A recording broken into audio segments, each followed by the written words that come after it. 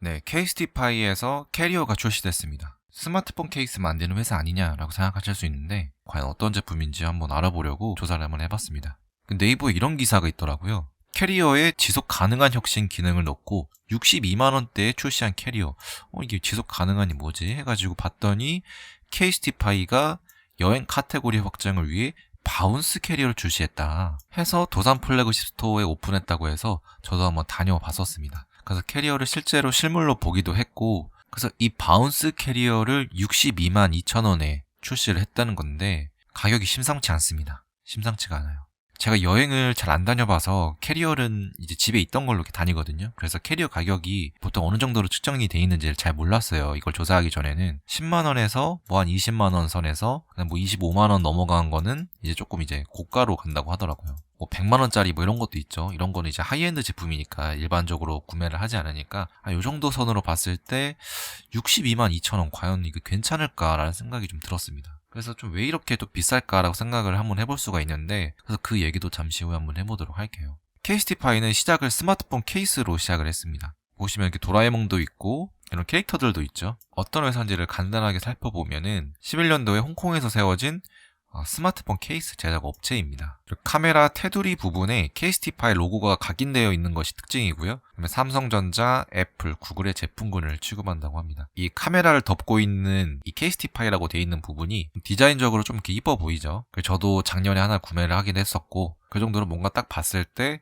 확실히 좀 눈에 들어오는 그런 디자인이 아닌가 싶습니다. 그 특징은, 제일 큰 특징은 이 케이스를 자기가 커스터마이징 디자인을 할 수 있다는 거예요. 그래서 이 부분을 자기가 원하는 디자인으로 해가지고 꾸밀 수가 있고, 케이스티파이랑 콜라보레이션 해가지고 이렇게 출시를 할 수가 있는 거죠. 그러면 케이스티파이는 왜 비쌀까요? 이게 정확하게 왜 비싼지가 나오지는 않았는데 한번 제가 판단했던 거, 그 다음에 자료를 한번 조사해 보면서 나왔던 것들 한번 얘기해 보도록 하겠습니다. 엄청난 연예인들의 협찬이 들어갑니다. 네, 보시면 주제, 뭐 태연, 연예인들, 한소희, 그리고 연예인들이 엄청 많이 사용하죠. 그러니까 이 연예인들에게 협찬을 해주는 그 협찬 비용, 그다음에 마케팅 비용이 어마어마하다고 해요. 뭐 케이스티파이는 되게 오래전부터 있었지만은 인지하기 시작한 게 한 재작년 말? 한 22년도 말부터 케이스티파이를 인지하기 시작했고 23년도 초에 구매를 했었습니다. 그리고 약 1년 정도로 사용했었는데 요때 초만 해도 22년도, 23년도만 해도 케이스티파이가 연예인들이 막 합찬을 막 많이 하거나 이러진 않았어요. 작년하고 올해 엄청 많이 한 것 같아서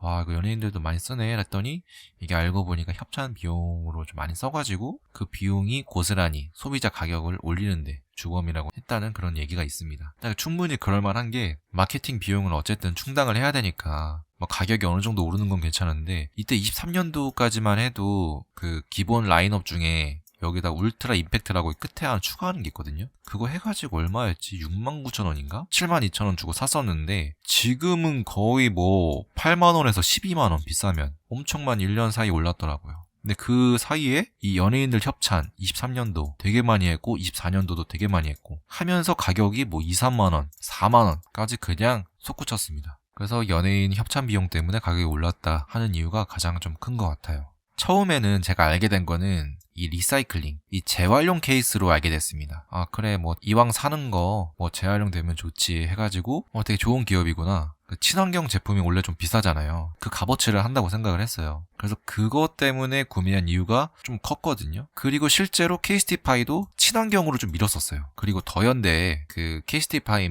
매장이 있거든요. 거기 보면은 이제 이렇게 매장 벽에 케이스들이 이렇게 걸려 있잖아요. 근데 한편에 이렇게 뭐 그냥 플라스틱이 막 분해돼 있는, 이렇게 분해돼서 넣어 있는 그런 모형도 있어가지고 뭔가 친환경적인 그런 걸 많이 어필을 했었단 말이에요. 근데 지금은 뭔가 친환경이 안 보여요. 그냥 연예인들 협찬, 인스타그램, 인플루언서, 그냥 이 세 가지 키워드밖에 안 보입니다. 친환경 얘기가 쏙 들어갔어요. 그래서 이번에 나온 캐리어의 어떤 스펙이 뭐냐, 6가지 정도 됩니다. 첫 번째 바운스 범퍼, 두 번째는 볼 베어링, 휠, 잠금 장치, 지속 가능한 혁신, 폴리카보네이트 소재, 트래커 포켓.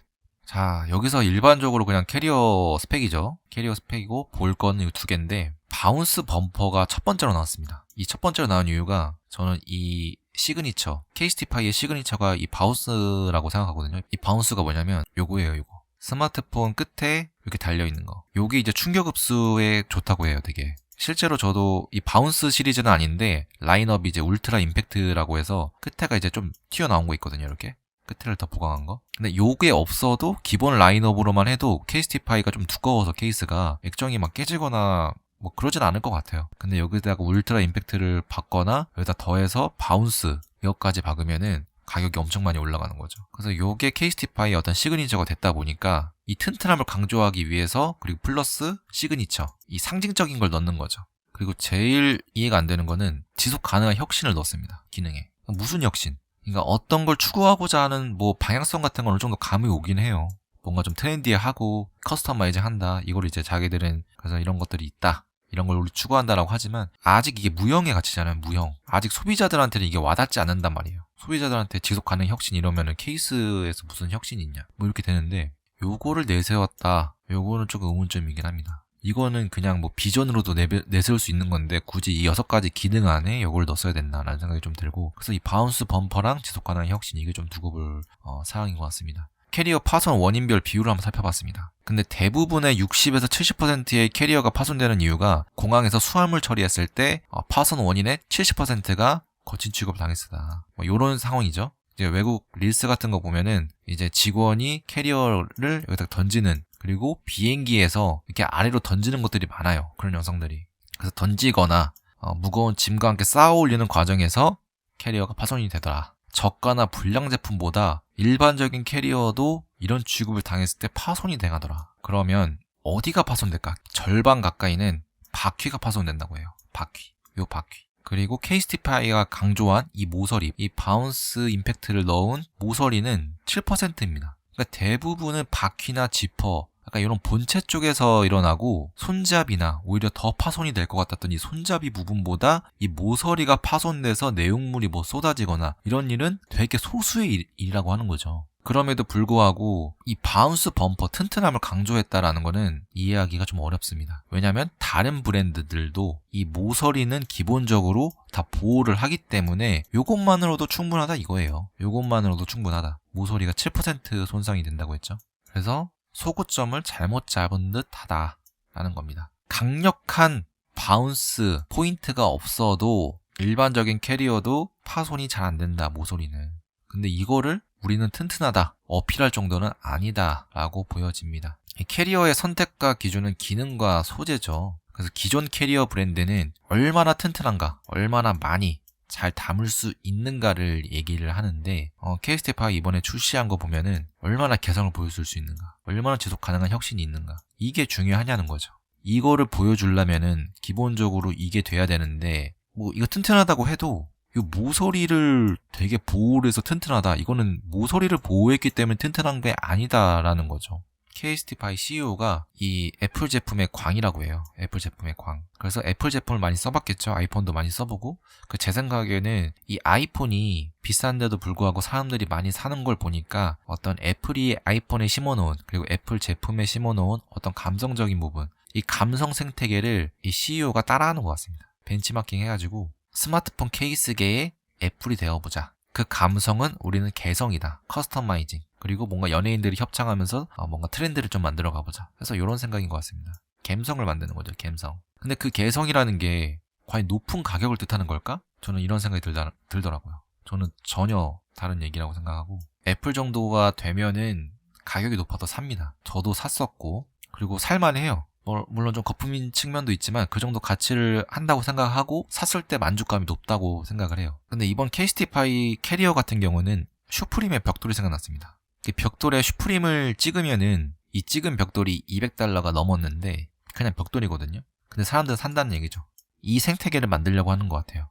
케이스티파이의 어떤 가치를 애플스럽게 만들어서 뭘 출시를 해도 사람들이 열광할 수 있는 그런 브랜드 가치를 만들려고 하는 게 아닌가 싶습니다. 그래서 저는 이거 또 하나 좀 봐야 될 게, 이게 워낙 상징성 있는 디자인이다 보니까 케이스티파이에서는 이 다른 캐리어들과 확실히 구분이 된단 말이에요. 튀어나온 게. 그리고 비싸죠. 그리고 연예인들, 인플루언서들이 많이 쓰다 보니까 뭐 이런 트렌디한 제품들이 왠지 안에 많이 들어있을 것 같고 하다 보니까 범죄자들 입장에서 표적의 대상이 되지 않을까라는 생각을 해봅니다. 다른 캐리어들은 사실 뭐 이게 고가인지 저가인지 잘 모르잖아요. 이렇게 육안으로 봤을 때. 근데 요것만 보고 이게 범죄자들 사이에서 소문이 나면은 요것만 훔쳐가는 거죠. 요것만. 훔쳐가기 딱 좋잖아요. 눈에 제일 띄잖아요. 캐리어 손상이 문제가 아니라 이거는 도난의 표적, 도난을 당할 수 있기 때문에 여기 안에 뭐 예를 들어서 여권을 잘 넣진 않지만은 여권을 넣었을 경우에서 도난당했을 때 그럼 국제 미아가 될 수도 있는 거예요. 그래서 케이스티파이 가격만 보면은 스마트폰 케이스는 이제 8에서 12만원 정도 현재 하는데 100번 양보해서 이쁘긴 이쁘니까 마음 먹고 구매는 할 수 있다고 생각해요. 아니면 뭐 선물, 저도 선물해 본 적이 있어서 뭐 선물할 정도는 된다고 생각합니다. 마음 먹고 뭐 3년 쓴다 생각하고 구매를 할 수 있긴 해요. 근데 내구성은 쓰레기입니다. 내구성 쓰레기. 내구성이 쓰레기인 게 8만원짜리인데 1년도 안 돼서 그 옆에 붙어있는 고무 패킹이 떨어졌어요. 케이스가 이렇게 있으면은 고무 패킹이 떨어져가지고 이렇게 너덜너덜 그래가지고 버리고 슈피겐 케이스로 갈아 꼈습니다. 저는 슈피겐 케이스밖에 안 쓰는데 바운스 캐리어가 62만원이다? 브랜드 가치가 그 정도는 훨씬 안 돼요. 제가 봤을 때는 브랜드 가치가 아직은 이 정도는 훨씬 안 됩니다. 스마트폰 케이스 12만원도 비싸지만 뭐 어떻게든 사람들이 살 수는 있어요.